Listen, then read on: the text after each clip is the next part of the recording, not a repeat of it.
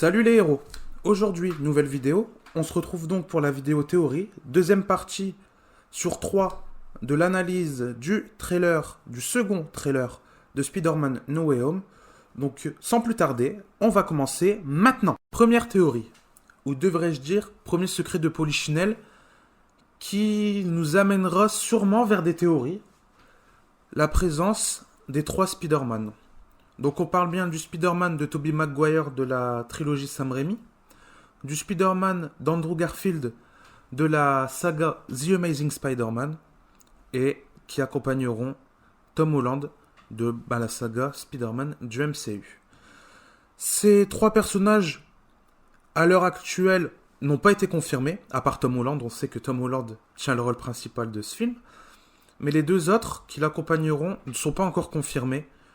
Mais au vu des réactions, des différentes réactions qu'a pu avoir Andrew Garfield suite aux rumeurs concernant sa présence dans le film, sa réaction en interview a tout le temps réfuté la chose, mais d'une manière assez insistante, ça laisse vraiment présager sa présence dans le film, surtout quand on voit que dans ce film, on aura le retour d'Electro, joué par Jamie Foxx, qui joue Electro dans la saga The Amazing Spider-Man.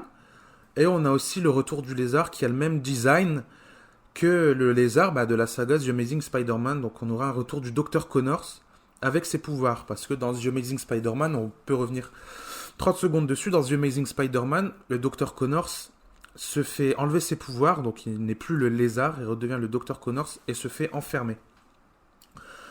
Donc on a aussi eu le droit... Donc ça rejoint aussi la présence des 3 Spider-Man. Donc on a eu droit donc à différents trailers qui, à travers le monde, n'ont pas été les mêmes. Pas forcément les mêmes. Et on a eu donc le trailer brésilien, où dedans, en fait, on voit donc l'affrontement final, on va dire, donc entre Spider-Man, donc le Spider-Man de Tom Holland, l'Homme Sable, Electro et le Lézard. Et en fait, dans cette séquence, on voit une chose assez bizarre. En fait, on voit le lézard se prendre un coup. Mais comme on a, à l'image, on a seulement le Spider-Man de Tom Holland, ça laisse présager la présence sûrement du Spider-Man d'Andrew Garfield ou d'un autre personnage qui peut-être n'a pas été encore teasé. Mais si ça avait été Doctor Strange qui apporterait un coup de main à notre araignée favorite, pourquoi ne pas l'afficher à l'écran en sachant que le personnage, depuis le début, on sait, il est affiché dans les posters, il est dans tous les trailers qu'on a eu pour le même moment. Donc je vous laisse la séquence et regardez par vous-même.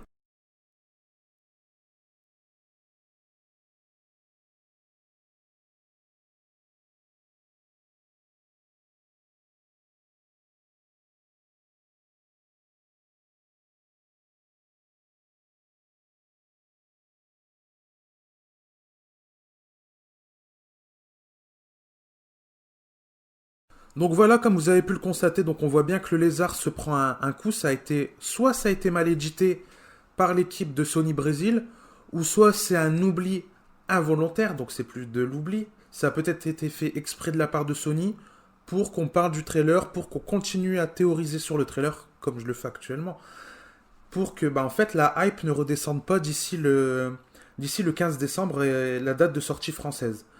D'autres personnes s'amusent aussi à théoriser sur la possible présence donc de Miles Morales, mais je pense pas que Miles Morales sera introduit dans ce film, parce qu'il n'y a pas vraiment d'intérêt d'introduire un nouveau personnage dans la conclusion d'une trilogie, à moins que ce personnage-là, à l'avenir, serait un personnage important avec des stand-alone. Mais au vu des prochains programmes, des rumeurs sur les prochains programmes Spider-Man, donc là on a eu la confirmation lors du Disney Plus D qu'on aurait une nouvelle série d'animation en 3 saisons qui s'intitulerait Spider-Man Freshman Years. Et apparemment cette série en fait elle entrecoupera la nouvelle trilogie Spider-Man. Donc oui, on aura droit aussi apparemment à une nouvelle trilogie Spider-Man. Et en fait c'est films, donc on aura un film tous les 2 ans. Et entre chaque film, donc on aura le droit à une saison de cette nouvelle série d'animation. Et je pense qu'en fait, dans cette série d'animation, ce sera peut-être le meilleur moment d'introduire Miles Morales. Parce qu'en fait, on sait que Miles est déjà apparu à l'écran. Il est déjà personnage principal. Il est personnage principal de Spider-Man Into the Spider-Verse. Et on aura donc la suite qui devrait logiquement sortir en 2022. Et en fait, je pense que le meilleur moment d'introduire ce personnage-là, ce sera au moment où Peter Parker s'émancipera. Parce que on a donc le premier Spider-Man où il est plus ou moins sous la coupe de Tony Stark. Dans Far From Home, il est plus ou moins sous la tutelle d'Happy. Et puis là, on sait que dans le troisième, le Peter Parker de Tom Holland sera accompagné, sera aidé par Doctor Strange. Donc à partir de ce moment-là, on peut pas introduire un personnage plus jeune que lui qu'il prendra sous son aile. Donc autant attendre. Peut-être dans cette nouvelle trilogie, on aura vraiment une introduction digne de ce nom pour le personnage de Miles. Peut-être qu'on aura droit à des petites références à Miles Morales dans le film, peut-être à la fin du film, peut-être dans les scènes post-crédit. Mais pour le moment, je pense pas que ce soit intéressant d'introduire Miles à l'instant T dans ce film-là. Et on continue donc notre petit tour des théories sur l'affrontement final, où on peut voir donc Tom Holland se jeter droit dans la bataille, mais vraiment droit. Il se jette devant lui. Donc il se jette dans le sens de l'homme sable. Mais en dessous, on voit donc le lézard aller dans une direction et Electro aller dans l'autre.